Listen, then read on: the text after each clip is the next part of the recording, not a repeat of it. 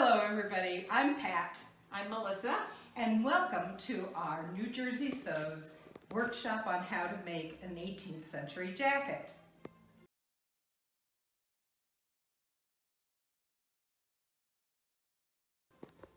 First, we need to gather together all the tools we're going to need.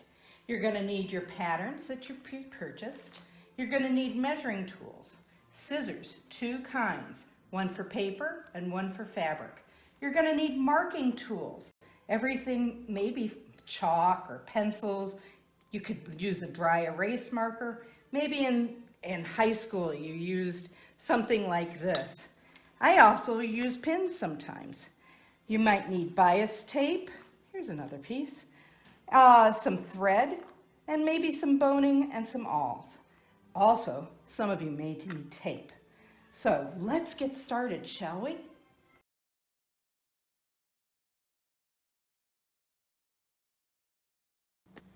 So let's take a look at our patterns. When you get your pattern, you're going to want to take it out of the bag, and you'll notice that it either comes in a great big piece that you have to unfold, or if you got the downloadable pattern, you printed it out on 20 different pieces of paper. Both of these patterns need to be worked on to be able to get us to make a pattern from it. The big ones need to be cut down so that we use and collect only the patterns that we're going to need for this particular jacket. This one will eventually need to be cut down too. Now I like to call this a Franken pattern, like Frankenstein, because it's been sewn together kind of with tape. And there's a solution to that if you find this hard to deal with. So if you find it hard to work with this Franken pattern, what I do is I get old wrapping paper that I have hanging around the house. I lay it underneath the pattern. I carefully weigh it down with weights, and then I can cut a new pattern following the exact shape of whichever size I want to use, so that you end up with one piece of paper, not Scotch taped together, which is much easier to use. Of course, it's not unfolding too quickly. But what you want to do is make sure that you transfer any marks that you may think are valuable to you in the future onto that one pattern. But isn't that an easy solution?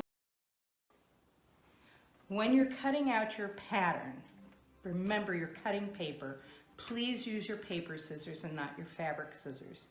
And in order for you to lay it flat on your fabric, you're going to need to iron it. Now, it's my suggestion to you that you actually iron it upside down with the printing facing your ironing board. I actually have a piece of scrap fabric here because what happens is the ink from the pattern has a tendency to bleed. So by doing it this way, we don't get any ink bleeding all over the pattern, making it look messy, and we don't get any of the ink bleeding onto our ironing board.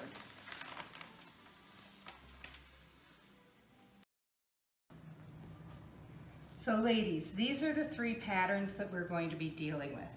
Our bed gown, the short gown, or the jacket with sleeves. Now each of these actually come with their own set of instructions, which should help you if you're finding me hard to follow. Also, there might be available information on YouTube, and we'll be posting on our blog site, NJDAR Sews 250 at wordpress.com. So these are the two patterns we're going to be dealing with. And why we're dealing with them at one time is because they're actually related. There are very few differences between these patterns.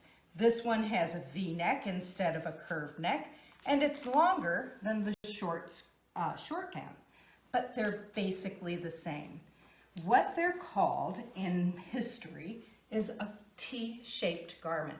Now, a T-shaped garment is something that's found in every culture. Even Japan, that's where the kimono comes from. What this means is that you have one piece of fabric making your garment. It starts at your front hem, it goes up over your shoulder down to the back hem, and you put your arms out, and that is your T shape.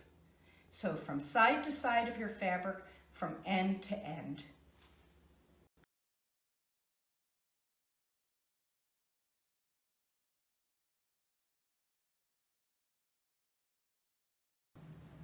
Now this is our short gown pattern, and it probably came with extra pieces. I folded this one over for now just so that you can see how the sleeve lines up with the top edge of the jacket.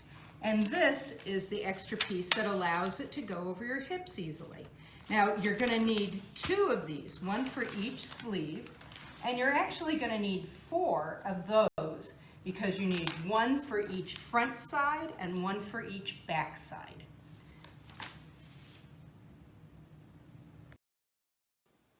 Now these are our 2 patterns. They are untried for you, and if you're concerned about how they're going to fit you, I have a solution. Make a sample pattern. These 2 samples are made for each of these patterns, and I had to say, I made this out of an old sheet that I bought at my local Goodwill for $1. So this is not a huge investment of time or money. It's just simply figuring out whether it fits. Melissa has put on this sample that I actually made for myself. And believe me, Melissa is not my size. So you can see that it's quite commodious on her, and yet it still is very attractive. Now, what you might also notice is that I made a mistake. I'm not flawless.